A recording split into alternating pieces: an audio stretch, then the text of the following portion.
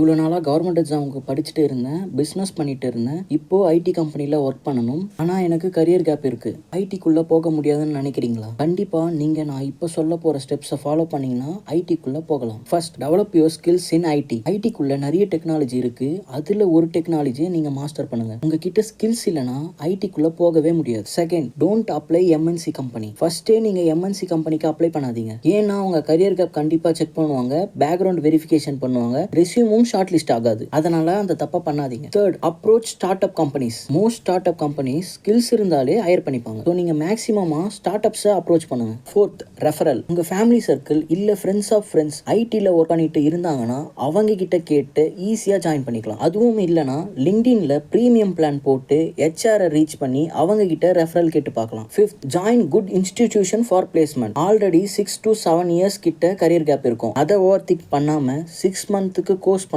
அங்கேயே பிளேஸ்மெண்ட்டும் அட்டெண்ட் பண்ணுங்க. Select ஆகிட்டீங்கன்னா first initial salary பத்தி யோசிக்காதீங்க. உங்க ஃப்ரெண்ட்ஸ் இல்ல ஃபேமிலியில யாராவது கரியர் கேப் இருந்தா அவங்களுக்கு இந்த வீடியோவை ஷேர் பண்ணுங்க. கண்டிப்பா யூஸ்ஃபுல்லா இருக்கும்.